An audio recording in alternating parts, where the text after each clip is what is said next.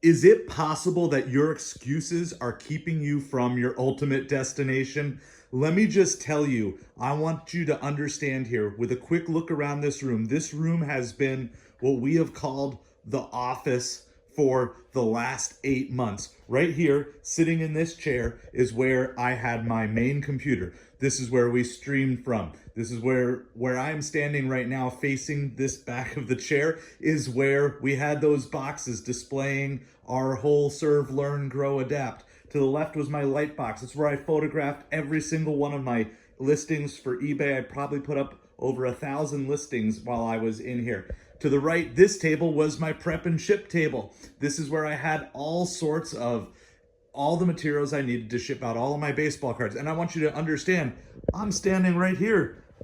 There's no room. This is a small, tiny bedroom. In addition, there was a table here. It's obviously gone now. We took it out. And on this table is where we had extra product storages, and like I said, also the boxes. Now behind me in this closet, that's where my kids had all of their clothes laid out in suitcases on the floor. We also had a rack over here that had all of the baseball cards that were listed in here. Underneath this table here, we had all of our shipping supplies, and underneath the table that no longer exists here, we had any leftover supplies and inventory that we needed, as well as everything that we needed to prep and ship all the items out for Amazon. It was just a short little walk over this way, and all we had to do out here was on this table was where we prepped all of those eBay orders and all of the Amazon items that need to be sent in to FBA if they were too big to handle in the small room. So if we needed to spread out. Okay, so here's the whole idea, and here's the point that I want to make for all of you as we go back into this room. This room is not huge. This is a normal bedroom, and in this normal bedroom, I was able to get a YouTube channel monetized sitting at this chair with my computer right there. I was able to get 1,000 listings up with a light box right here. I was able to have a nice display behind me. Now, it wasn't the greatest thing in the world, but we made it work. I was able to store all of my inventory for Amazon over here. Plus, my kids use this as a place to get change. They use it as a place for all their clothes that were stored in the closet and on the floor and everything. And I was able to run and get my Amazon store up to the same level that it was a year ago while doing all of this and doing food delivery on the side.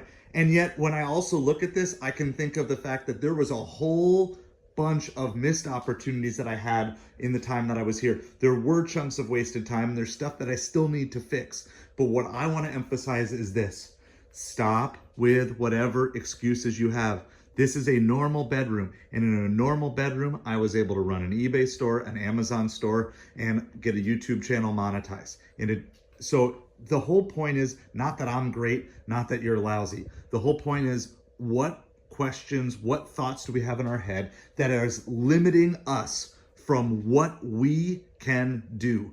You may not have a lot of space, and we're gonna have new videos coming up soon explaining how to get going on eBay from start to finish. I'm gonna build just a complete tutorial of every single step of the way of everything that we wanna do. How do you get started from absolutely nothing all the way through?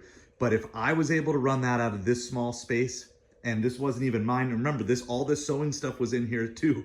Nothing got added in. All we did was we took stuff out when we cleaned up, but everything else that was in here, this was all in here as well. So it was my mother-in-law's sewing room. It was my kids' clothing room. It was our eBay center. It was our Amazon center, and it was our YouTube processing. Would it have been nice to have more space to spread out? Absolutely. But it is unnecessary. And so what I want to ask you is, what thing are you holding off on? What is the thing that you miss out on doing because you're waiting for the right situation to pop up? Because maybe it's never going to happen. And put yourself in this chair like I was for the last 8 months and get to work on whatever it is that you need to be doing.